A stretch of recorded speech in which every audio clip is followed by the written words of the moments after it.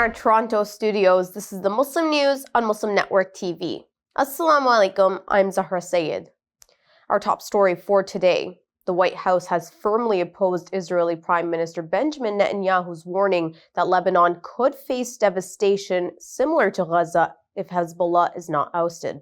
Spokesperson Karine Jean-Pierre emphasized we cannot and will not see Lebanon turned into another Gaza. She also attributed Lebanon's distress to Hezbollah's rocket attacks on Israel.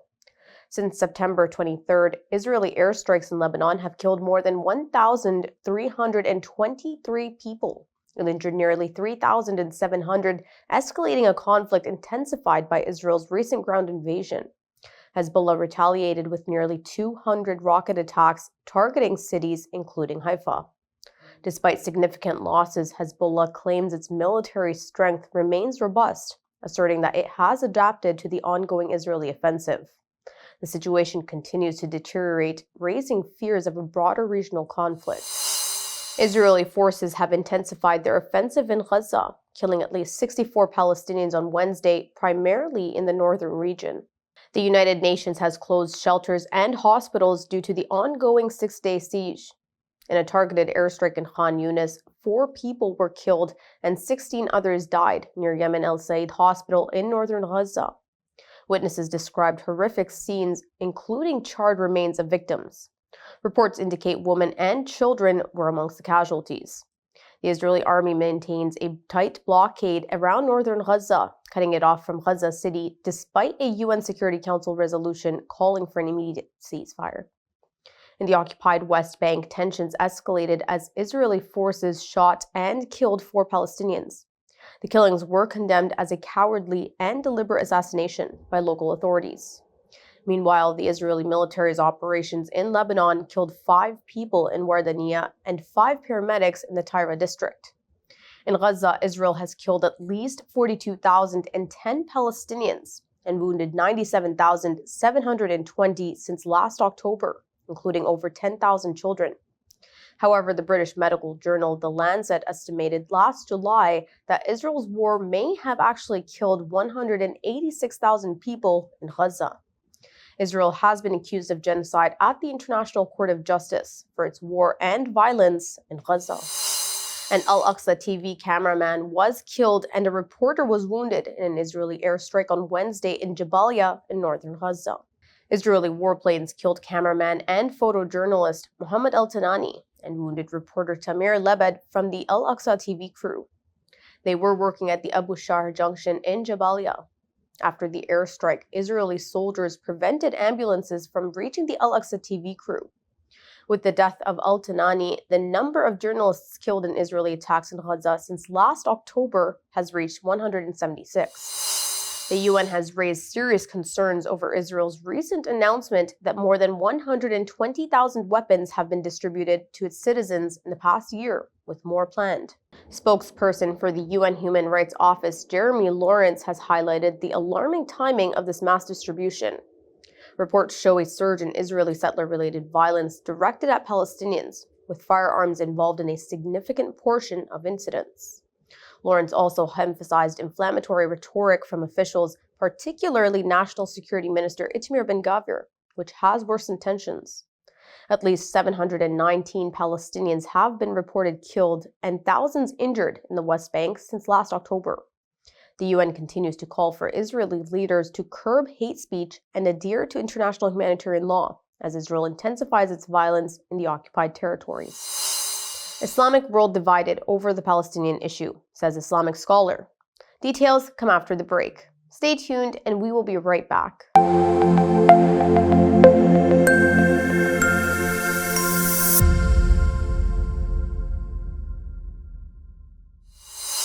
Welcome back. International Union for Muslim Scholars head Ali Muhyiddin al-Qaradaghi highlighted the fragmentation within the Islamic world regarding the Palestinian crisis.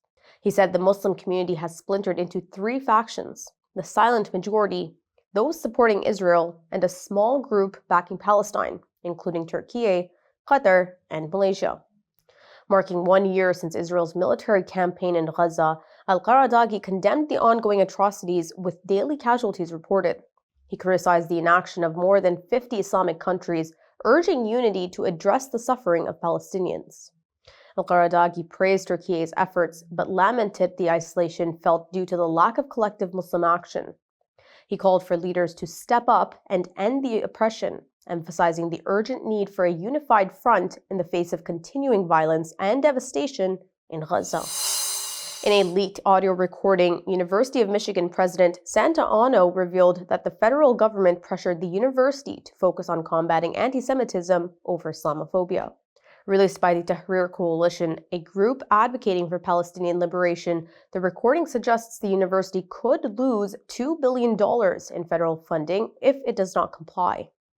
Ono said the government could call me tomorrow and say the university is not doing enough to combat anti-Semitism, expressing concern about the imbalance in focus.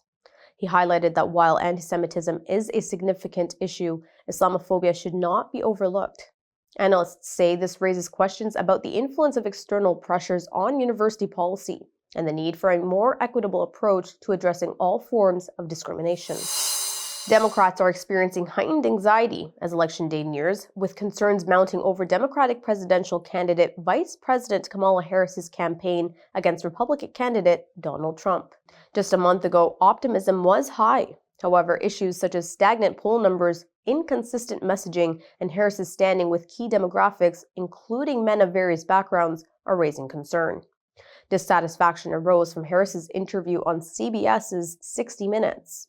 It has fueled worries about the Harris campaign's direction.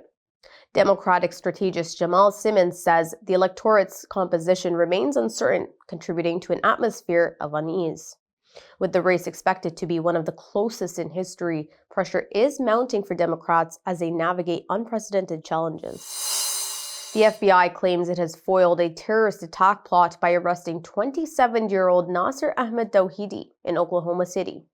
The federal agency alleges Tawhidi was planning to launch an attack on Election Day, November 5th, on behalf of ISIS. According to the Justice Department, Tawhidi aimed to target large crowds during the presidential election using firearms and ammunition. He reportedly took drastic steps to further his plans, including liquidating family assets and acquiring 2 AK-47 rifles. FBI Director Christopher Wray emphasized the agency's commitment to combating terrorism. Tawhidi was taken into custody after he purchased and took possession of 2 AK-47 assault rifles, 10 magazines, and 500 rounds of ammunition, the FBI said. He faces serious charges, including conspiracy to provide material support to ISIS, which could lead to a maximum of 20 years in prison. He could get an additional 15 years for receiving a firearm to commit a federal crime of terrorism, the FBI said. In a recent Quinnipiac University poll, Republican presidential nominee Donald Trump has gained ground in key Rust Belt states vital to Democratic nominee Vice President Kamala Harris's campaign. Conducted from October 3rd to October 7th, the poll shows Trump with a narrow lead in Michigan, securing 50% to Harris's 47%. Conversely, Harris holds a slight edge in Pennsylvania, leading Trump 49% to 46%. The race is particularly tight in Wisconsin, where Trump is at 48% and Harris at 46%. With results falling within the margin of error, the battle for these critical states remains fiercely competitive. Republican presidential candidate Donald Trump is facing backlash after it was revealed that nearly 120,000 copies of his God Bless the USA Bible were printed in China. This is as he has accused China of job theft and unfair trade practices in the U.S. According to trade records, shipments worth $342,000 arrived in the United States just as Trump was promoting the Bible, which combines religious texts with the United States founding documents. Priced at $59.99 each, the potential sales could exceed $7 million. While Trump has previously criticized China, this revelation highlights a stark contradiction in his actions. The Bible sold through a website claiming no political affiliation may find a lucrative market in Oklahoma, where public schools plan to incorporate scripture into lessons. Burkina Faso has imposed a 3-month suspension on the United States-funded Voice of America, or the VOA, after the broadcaster allegedly aired a controversial program. The country's Superior Council of Communication claims the show undermined the morale of the Burkinabe and the Malian armed forces.